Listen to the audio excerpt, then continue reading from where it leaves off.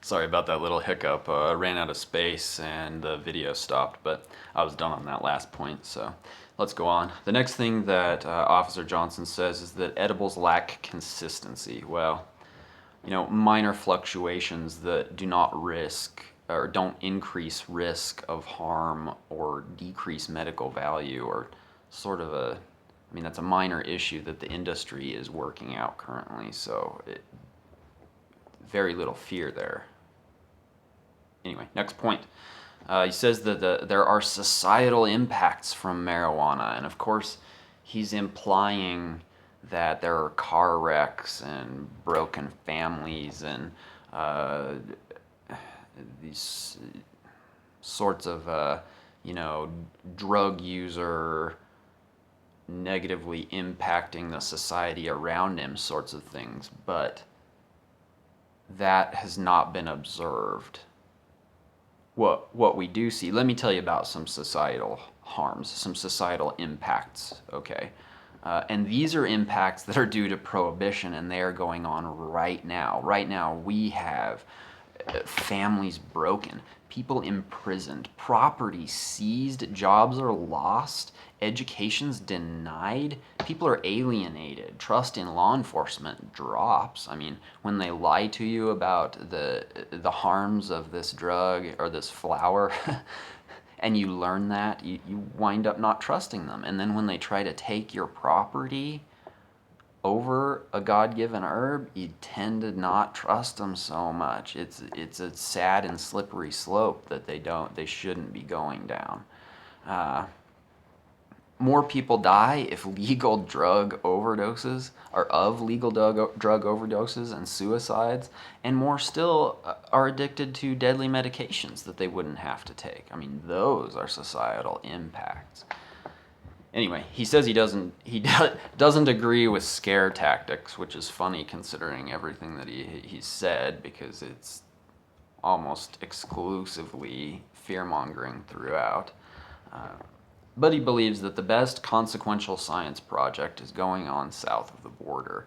And it is. And you know what? It has been so successful that the residents are in greater support of it now than they were when they passed it. Even the governor. The governor was not for it, and he is now. He said once upon a time that he would have waved a magic wand and gone back to pre-legalization, but now he says he wouldn't wave that same wand because it's turned out just fine.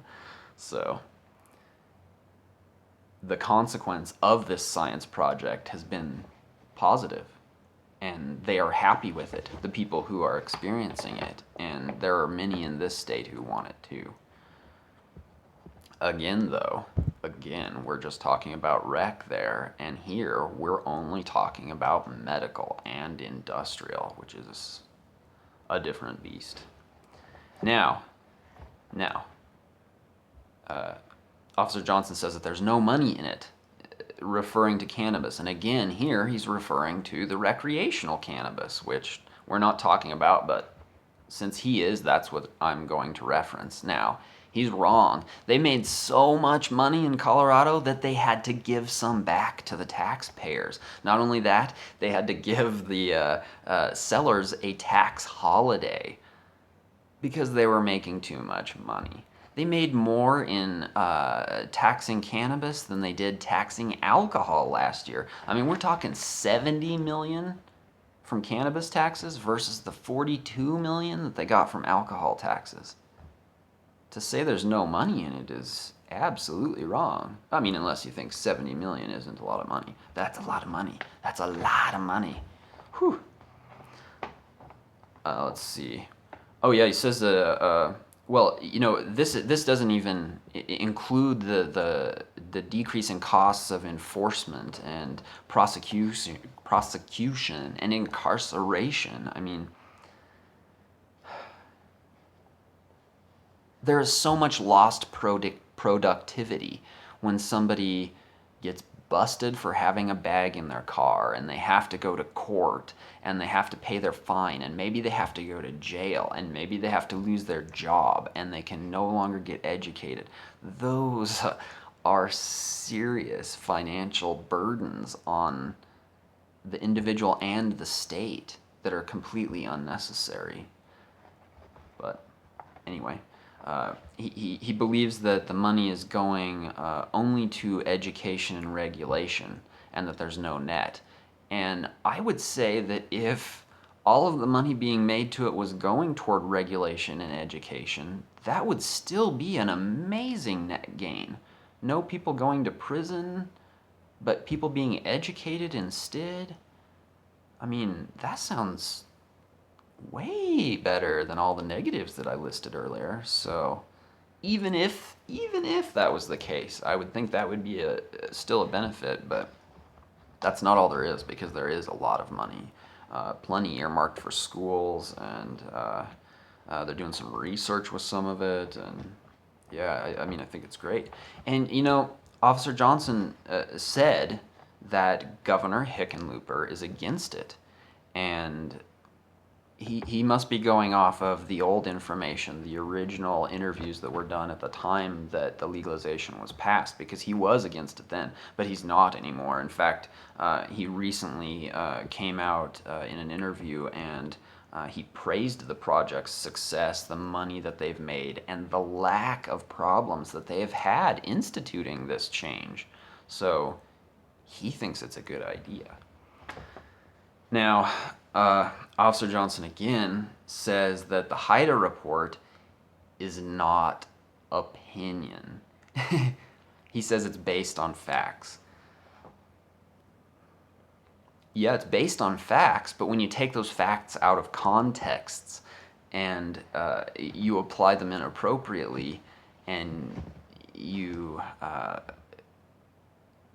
use a confirmation bias that allows you to select only for what you want to show, it's not good information, and it is opinion. So he's wrong in saying that the Haida report is not opinion, that it's facts. It is opinion, and it's a poor opinion because it misuses and misconstrues facts.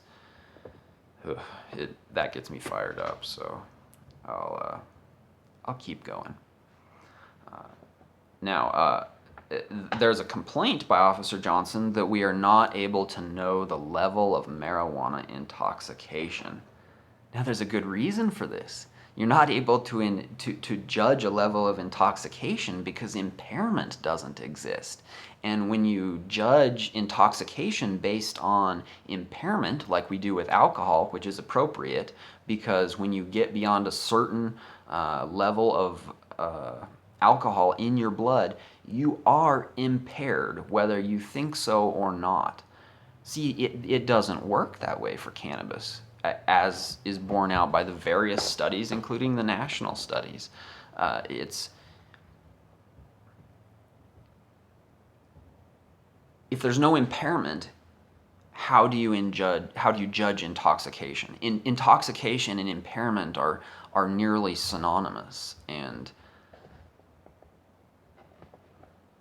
people are just not being impaired by cannabis. So, of course you can't judge how impaired they are. And now, if you wanna talk about, like a breathalyzer being able to instantly tell if someone has recently consumed cannabis, that technology does exist and will be probably readily available shortly due to the legalization in Washington and Oregon and Alaska and Colorado and DC, and there's going to be more next year. So that technology is going to be more easily spread around. But again, that's sketchy technology because you're measuring a blood concentration where an impairment level is not established and in fact doesn't exist. So we need to get that better understood before we get all worried about being able to detect at what level it is. So he's all worried again. Officer Johnson, Sheriff Johnson again. He's all worried that the kids in society are losers if we rush to legalization. But if youth use does not go up, as borne out by the peer reviewed scientific studies, but disapproval does go up. Now, that's something we're seeing in high schools in Washington, particularly, is where I saw this report come out of. Disapproval is going up. As it becomes more legitimized, it's made medicine and, something that you can have if you want to when you're 21, then more people disapprove of it rather than this like taboo sort of sexy image that it has when it's being prohibited. So it's not the expected response, but it's what is seen in the studies. Money isn't wasted. Educations are not compromised. You want to talk about your kids. If your kid is busted with a bag of pot, do you want them to go to jail and then not be able to be employed or educated? If you're worried about your kids, you should end prohibition. Now, and toward the end of this presentation, Officer Johnson was asked if the HIDA report was peer-reviewed, and he doesn't know. All he can say is that it's statistics. So that that tells you the level of quality of the source that this is. It wasn't well researched. It's not scientific. It's an opinion piece, and it's a propaganda piece for prohibitionists. And he didn't have an answer to it even being peer-reviewed, which it's not. Let's see. He did say, again though, that the data and the source matter, but he used non-peer-reviewed material that's factually compromised in ways that are evident to a discerning reader. So, contradictory. Does like to say that the okay, I'm sorry. I've got to make a break here. We're not talking about Officer Johnson now. I noticed that we've moved on to the second individual who gave testimony. I believe her name was Charlotte Carlton, and she represented, I believe, a mental health organization. Anyway, she said that data and source matter were important, but was using the HIDA, and the HIDA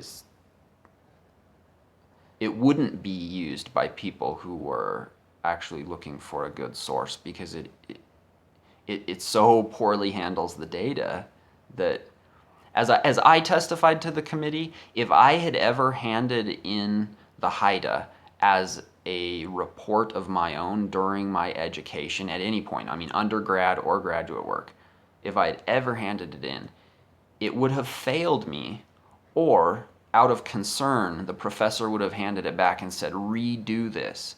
You have so many glaring errors that this cannot be accepted. What's wrong? Are you sick? Have you had a bad week? I mean, let's get you straightened out. Or it would have just been a failure and I'd have retaken the course.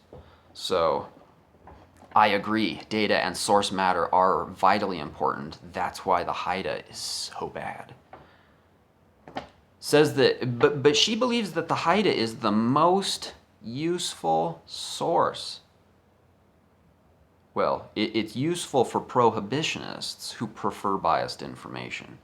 If you want well-rounded or peer-reviewed or actually scientific information, don't go to HIDA. It's all negative and contains none of the actual certifiable, accepted benefits that are discussed with regulation. So it's so biased that it cannot be the most useful source of information for determining the outcome of this initiative. She also believes that it's deliberately marketed to kids. Cannabis, I've already addressed that. She's concerned about the extracted oils because they're so high concentrate, but that's the concentration that's necessary for some of these medical applications. If you want to kill cancer, you're talking about taking 1 full gram of that high concentrated oil every single day. That's a very, very high dose. Very, very high dose that they recommend you not take for recreation. And as someone who has experienced that cancer dose for an extended period of time, I can tell you, when I went down to Colorado and when I was taking that, it did not have an additive effect. The more I took did not cause more of the psychoactive effect. In fact, it caused less. By the time I got up to the full gram, it took away the psychoactive effect. I had none of that anymore. I was kind of sleepy and a little bit groggy, but I was not high, if you will, at all. It just went away. I didn't even get high when I was smoking flowers at that point. I mean, I assume all of my cannabinoid receptors were just so flush with cannabinoids that I wasn't perceiving a change in brain chemistry or whatever. But that my point is that these high concentrates aren't to be feared, because all it does is take away the psychoactive effect that you're scared of. It's not toxic. It's not going to kill you. It's not going to push you over the edge more than a small dose will. It's going to end those effects. In fact, for some people who experience those negative effects, the anxiety or stress from high THC at low doses, if they continue to consume it, that is, give themselves more and more doses, those effects go away. So you can, with high concentration, you can actually make psychoactive effects disappear. I was also concerned about it not being our parents' cannabis. I've already addressed that, and the issue with the concentrates being up to 90%.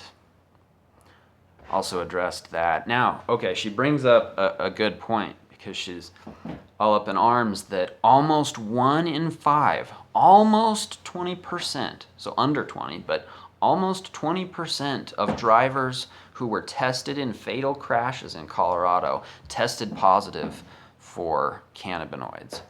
Oh no, see, that looks real bad. It looks like you're saying 20% of crashes are being caused by cannabis. Oh no, it's causing all these crashes. This is one of the issues with HIDA. HIDA likes to take a little piece of data and not put it in context. Now, the self-reported past month use of cannabis by Colorado residents is, get this, just under 1 in 5, just under 20%.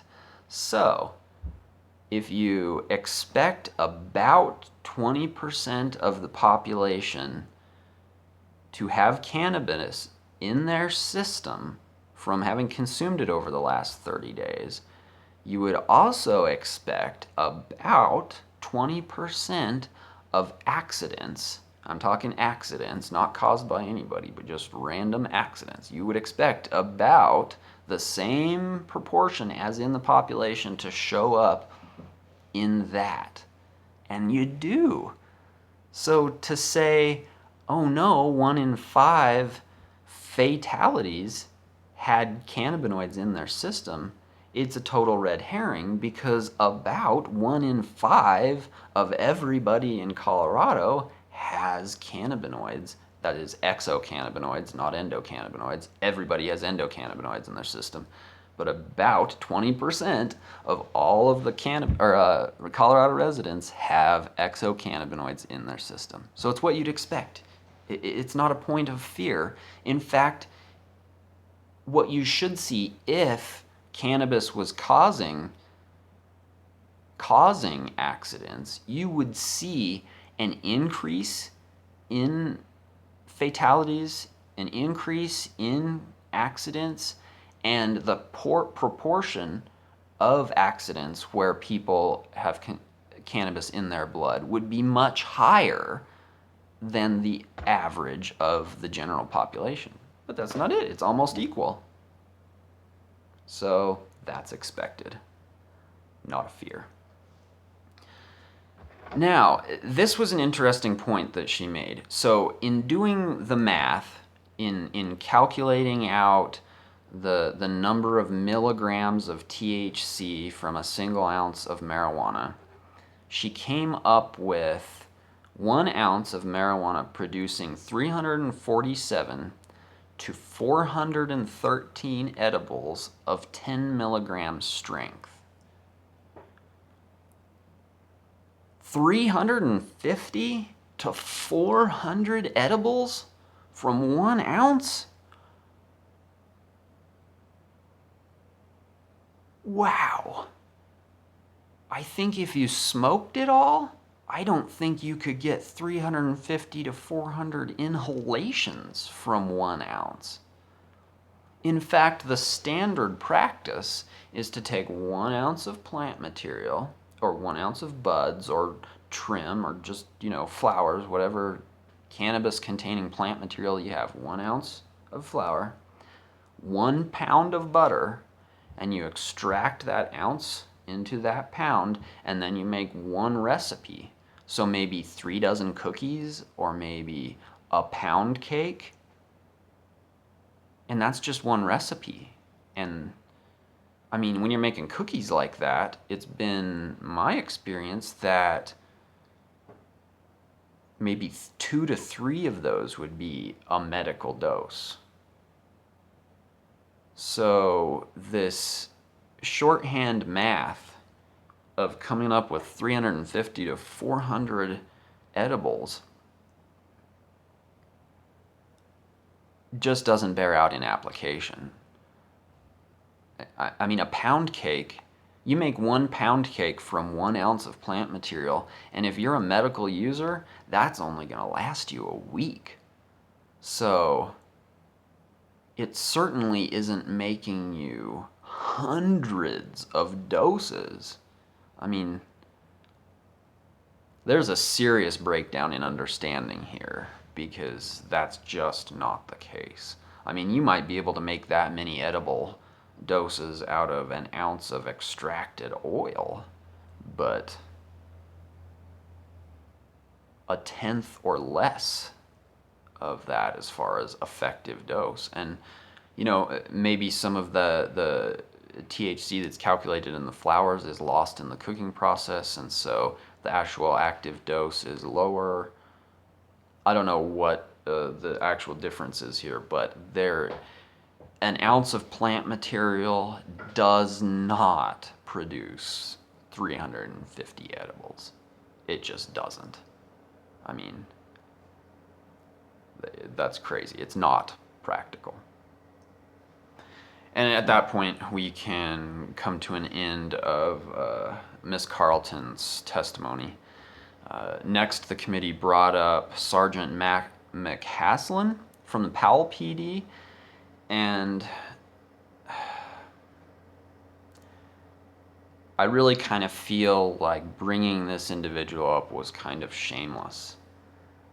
They found the one individual who died in association with cannabis. Now, this was a college student who, from Northwest College, went down to Colorado, purchased some edibles in Denver, underage, illegally, I might add.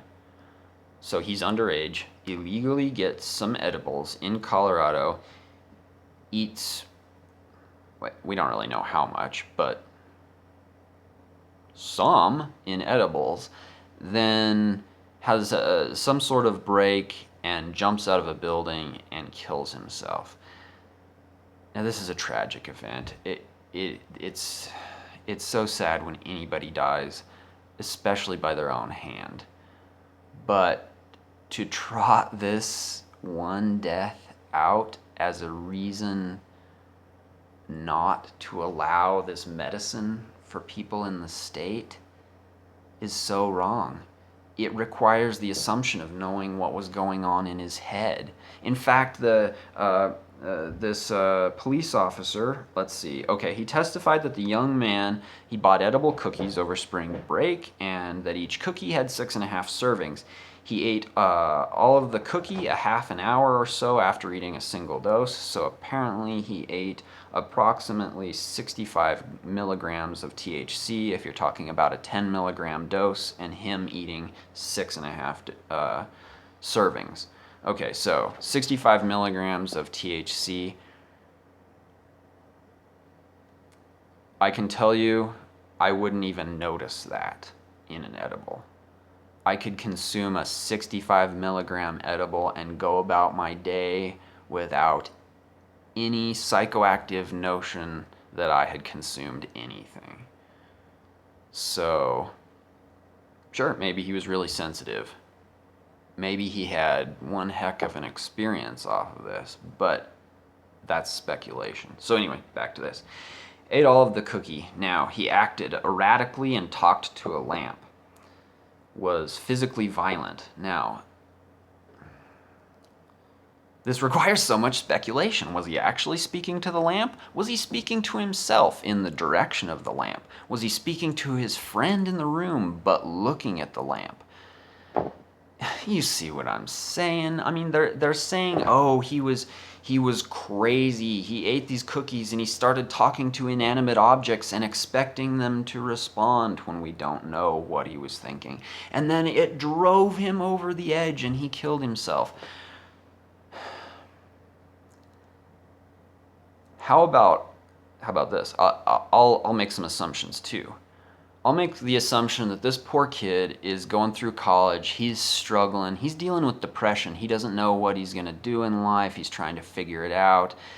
His friends are going to go to Colorado for spring break. He thinks, hey, this will be fun. Maybe I'll, try something new. Maybe I'll figure something out in life. So he goes down there and, oh, we're going to try some pot? All right, I'll try some pot. Maybe this will help my depression. Then he tries the pot, and it doesn't help his depression. And he doesn't have anything figured out. And he's just angrier. And you know what? It didn't help, so screw it. I'm done with this life, and over I go. There's my assumptions, and they didn't involve the cannabis causing his death at all. And why are my assumptions any less valid than the assumptions that eating a cookie drove him over the edge when he's the only individual in history that we can reference? To use this boy's tragedy as a poster, as a soundbite, as a reason to fight medical cannabis, shame on you. That's wrong. It's just wrong. You want to talk about suicide and cannabis? Let's talk about suicide and cannabis. You know what the actual studies, peer-reviewed studies, have found? In states that legalize medical cannabis, the most at-risk demographic, that is males from, I can't remember the age, so I shouldn't quote it, but it's the 17 to 30-ish range, the not quite middle-aged range. The most at-risk group, their percentage annual successful suicide rate drops by double digits. Let me say that again. Every single year in states that have passed medical marijuana legislation, a double-digit percentage of successful suicides goes away in the most at-risk group. Other at-risk groups, the next at-risk group is the males older than the most at-risk group, and their risk drops by almost 10%. It was 9 point something percent. So we're talking about very tangible, innumerable lives saved by medical cannabis legislation. We're talking about people not killing themselves because cannabis is available. While the Judiciary Committee brings along a Powell police officer to trot out the one suicide that happens to be associated with a blood alcohol level of THC and nothing else that they can determine. So they blame the THC. That's shameless. That's shameless. You want to talk about some other deaths? Deaths? Yeah, we can save lives because there are prescription overdose deaths happening every year that drop by over 25% in states with medical cannabis laws. So when people are able to treat their chronic pain with cannabis instead of opiates, we lose fewer lives.